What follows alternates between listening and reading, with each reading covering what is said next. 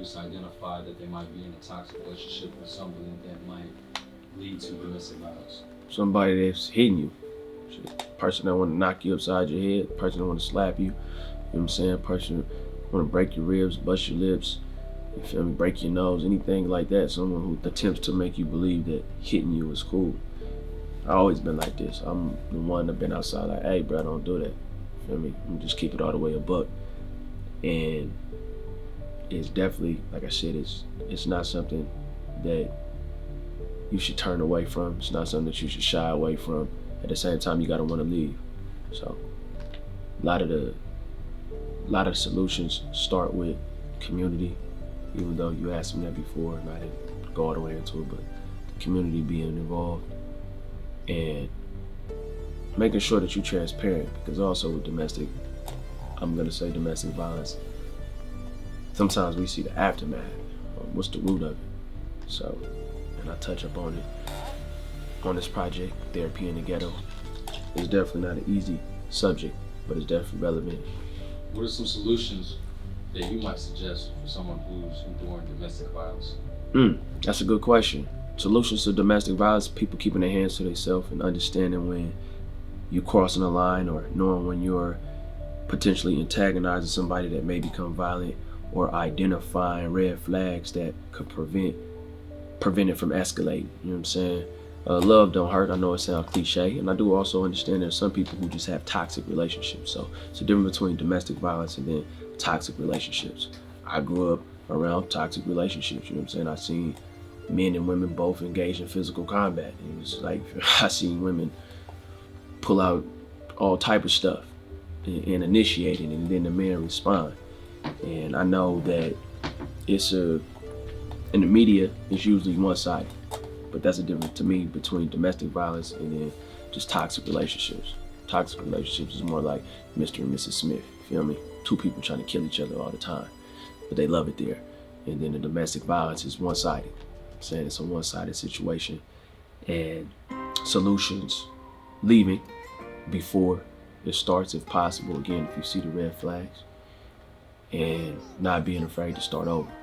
So the solutions is not a one-size-fits-all, because I'm not a domestic violence counselor, therapist, or specialist.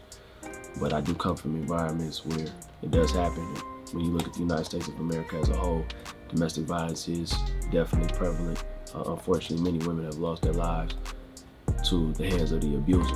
So I definitely would love anybody watching this to definitely engage, shoot any referrals, references for people who may be experiencing it out there, so that they can get help and find solutions to domestic violence. Love don't hurt, get out. That's what I would say. Love don't hurt, get out. If you feel like you're gonna die at the hands of this person, you gotta bust your moves. You know what I'm saying? And don't blame yourself neither. Just keep it all the way a buck. I got 4 sons, I got 2 daughters, and I'm not making no excuse for my sons, and I also don't want nobody to be putting their hands on my daughters. So it starts with us. As far as men, because in the relationships we are stronger. So men, self-discipline is essential. I understand you may get mad, you may get frustrated. It's best that you walk out that door. It's best that you turn the other cheek in this situation, because despite what happens, nobody's gonna sympathize with you for beating up a woman. And that's just keeping it a buck. And dudes get mad. If you got a problem, man, take that out on another man. You know what I'm saying? Don't bring work home. Don't bring the streets home. Don't bring your career home. And then next thing you know, you taking it out on your girlfriend, your significant other, your wife, your children. And now, you know what I'm saying? Unfortunately, that's what happens. And then when you have untreated trauma, whether you've been at war, whether you've experienced things outside, and then you bring it here, they say hurt people hurt people. So if you hurt, you definitely don't want to be hurting your spouse. You definitely don't want to be hurting people that you love in the name of love.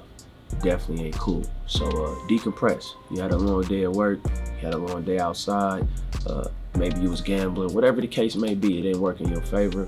Decompress, chill in the car, chill outside, woosah, you know what I'm saying? Take a deep breath, breathe in, breathe out.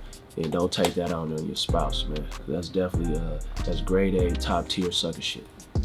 Straight up. And women, keep your hands to yourself out there too. I ain't gonna make it seem like it's one-sided. Don't be out there putting your hands on dudes, calling them bitches, calling them punks, you know what I'm saying? Talk about their mom, talking about their dead homies. Don't do none of that, because that invokes violence. So we definitely got to be aware of what's going on out there, you know what I'm saying? And that's how I'm rocking on this domestic violence issue. Straight up.